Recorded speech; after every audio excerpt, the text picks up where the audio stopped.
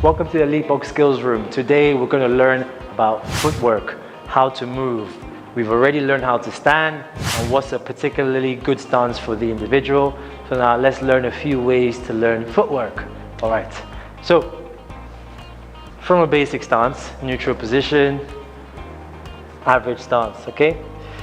Now if you want to go forward when it comes to footwork and if you want to go laterally from the left to the right, the main things to remember, a couple of points. The first point is generally try and move in the direction, like the closest foot in the direction you're looking to move towards. So what that means to you is, from my stance, if I want to move forward, the closest foot is my front leg, so that needs to go first, and then the back leg needs to follow it afterwards. Now a point and a typically easily affected area whereby individuals make mistakes is that once they move forward 3 inches, the back leg might move forward about 5 inches.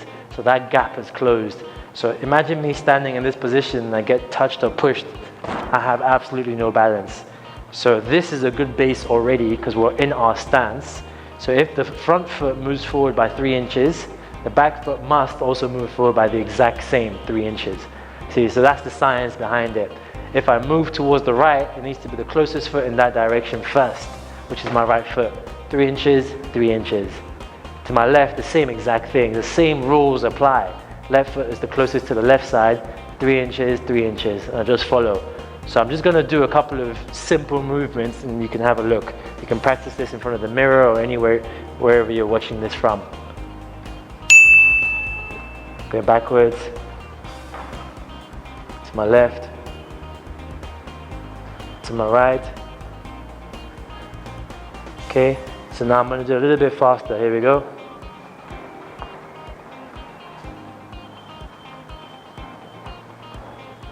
Again.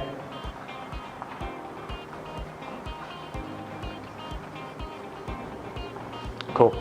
So it's a pretty straightforward movement, and that's generally, if you can stick to that, that's what I would describe as good fundamentals. You always need good fundamentals regardless of whatever level you're at in boxing. Fundamentals are key. So another way to utilize movement and footwork in boxing is like so. Some fighters, they generally stay on the tip of their toes constantly. There's an advantage to that and there's also a disadvantage to that. So it's important to understand why you're doing certain things. A lot of people just do things but they don't understand why they're doing it. So a lot of fighters, there's some, typically counter punchers or people that box on the outside. They're not really people that come forward. So they stay on the tips of their toes, particularly because it allows for quicker movements. That's the main reason, okay? So they're able to go in and out really quickly, really quickly. The same rules apply in terms of what foot needs to move first and what foot needs to move forward, but it's just about how am I standing. So that's the advantage. The advantage is quicker mobility. Now the disadvantage with that is a lot of pressure on the legs.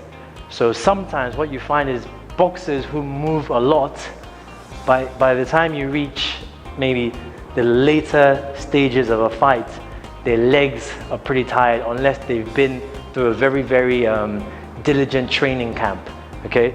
So this tires out your legs. That's the disadvantage. So now you know the disadvantage, you know how to counter it. You just have to make sure you train a lot of leg work when you're doing boxing, which is interesting because people think boxing is all about upper body, but it really isn't. It's mostly about the legs, okay? So I hope those are useful tips, and practice that wherever you are, in front of the mirror, at home, school, anywhere, okay? Good.